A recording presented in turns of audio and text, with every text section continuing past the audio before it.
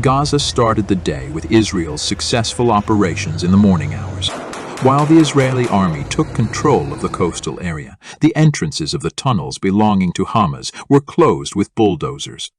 Hamas militants, who are deprived of oxygen, will not be able to resist the Israeli army any longer.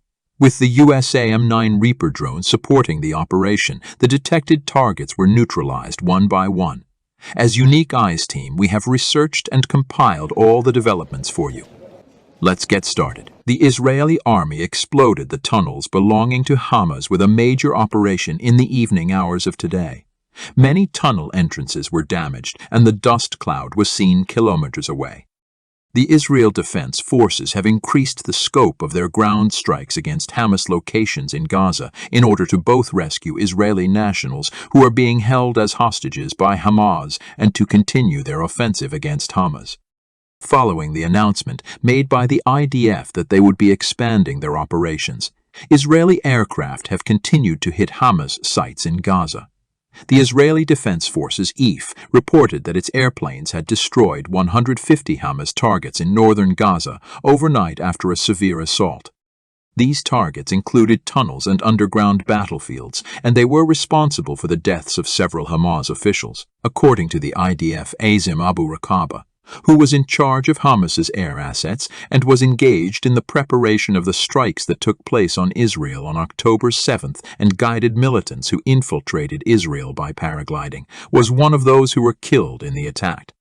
The Israel Defense Forces also reported that Jamil Baba, the naval commander in Hamas's Central Brigade, Mohammed Safadi, the commander of the anti-tank missile unit, Muamman Hijazi, a leading operative in Hamas's anti-tank missile unit, and Mohammed Adallah, a senior official in Hamas's production department, were among those who were killed in the strikes. The operations were successful in destroying a major portion of the Hamas infrastructure, including anti-tank missile launchers and other launch sites that were owned by Hamas. Its spokesman Rear Admiral Daniel Hagari issued a statement in which he said that the IDF is making significant advancements on all fronts and will continue to pound Gaza City. He also reiterated prior cautions that people should escape as he declared an escalated ground assault. Residents of Gaza have reported that the bombings that took place earlier this evening were the most intense they had witnessed since Israel began its retaliation against Hamas's unexpected offensive about 3 weeks ago. An eyewitness at the neighboring Al-Aqsa Martyrs Hospital in Gaza shared his story, stating that he and his wife made the decision to flee in the hopes that someone would survive and take care of their children. Since the attacks in which Hamas was responsible for the deaths of over 1,400 people and the kidnapping of nearly 200 more, a significant ground offensive has been anticipated. However, it is not yet obvious whether or not the declaration of an extended operation by the Israel Defense Forces indicates the commencement of this maneuver. According to Mark Regev, a top counselor to Israeli Prime Minister Benjamin Netanyahu, the extension of ground operations in Gaza means that the Israeli military will increase the amount of pressure they put on Hamas. According to Regev, the number of raids is going to increase and will remain at that level until Israel accomplishes its objective. Hamas has made it clear that they will take action in the event that Israeli ground soldiers enter Gaza. Izzat al-Risk, a prominent member of Hamas's political bureau, has stated that the organization is prepared to battle Israeli troops should they enter the land. As the conflict between Israel and Hamas continues to grow, a senior Hamas leader named Ghazi Hamad stated that it is anticipated that Hezbollah and other allies will play a more significant role. Both Hamas and Hezbollah are currently collaborating to harm Israel. We are grateful for that, but in order to put an end to the attack against Gaza, we require more.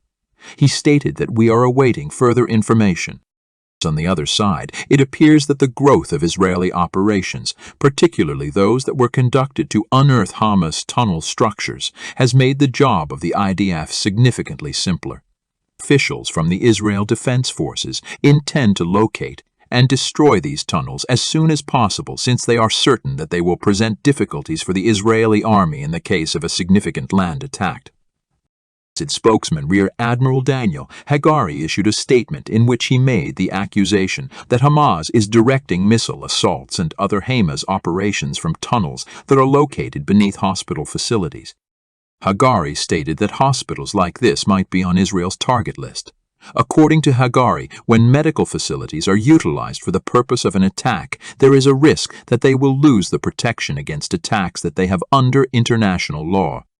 According to Dr. Mehdad Abbas, who serves as the Director General of the Gaza Health Ministry, hospitals in Gaza are only utilized for the purpose of providing medical care to patients and are not a place for anyone to conceal themselves. Hamas refuted the charge and demanded quick intervention from both the United Nations and Arab nations in order to put an end to the insanity of bombing and destroying the medical infrastructure. The Israeli Air Force is still carrying out strikes against Hamas sites, using the information and coordinates obtained during the raids, in addition to the raids that the Israel Defense Forces ground forces are conducting. According to reports, the intensity of the Israeli bombings increased over the weekend, making them the most severe since Operation Iron Sword was initiated on October 7 in response to the attacks on October 7. The Israeli Air Force began its stepped-up bombing of the Palestinian territory on Friday night. An eyewitness in southern Israel, near the Gaza border, reported hearing unusually intensive and constant military activity, as well as heavy machine gun fire in Gaza City, which is located in the northern part of the region. The witness also reported seeing a succession of big explosions in Gaza City. Jawel, a Palestinian corporation that specializes in telecommunications, claims that Gaza is mainly disconnected from the rest of the globe. The area is seeing a serious disruption in its communications as a result of the airstrikes. As the Israeli Air Force bombardment began, the London-based monitoring firm NetBlocks also reported damage to the international routes of Paltel, the last major internet operator in the region.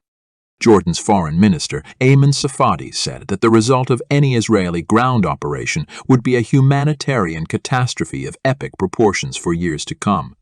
Safadi said, so remarked Jordan's foreign minister, Ayman Safadi.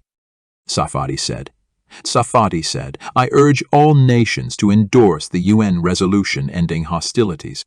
Millions will watch this vote. Regardless of the vote, history will judge the UN resolution and Israel. A clear majority of the 120 countries that voted endorsed the resolution, asking for an immediate stop to hostilities between Israel and Hamas and unrestricted humanitarian relief to Gaza.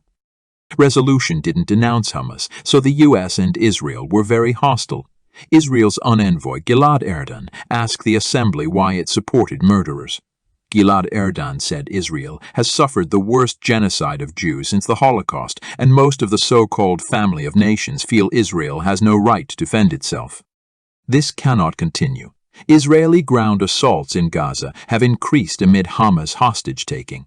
An Israeli military official who requested anonymity said Wednesday that Hamas-Israel hostage negotiations had made significant progress. Daniel Hagari said, the rumors should be ignored. Hamas exploits Israelis through psychological dread and unethical means, according to Hagari, who denied a prisoner swap was imminent. According to US National Security Council spokesperson John Kirby, the White House does not want to weigh in on Israel's expanding ground incursions into Gaza. The White House said this. Israel has conducted many ground operations in recent days. Again, we will not routinely intervene from the sidelines in their efforts. Kirby did not say whether Israel briefed the U.S. before an extended Gaza operation. Kirby also declined to say whether he trusted the Biden administration's estimate of Israel's ground offensive. Despite this, Kirby said the U.S. is in talks with Israel on a humanitarian halt and a ceasefire to release the captives. Kirby claimed that attempts were being made today, as they had done the day before, to return these detainees home. What are your opinions on this? Commenting would be much appreciated. Please subscribe to our channel and enable notifications to receive video updates. We appreciate your watchfulness.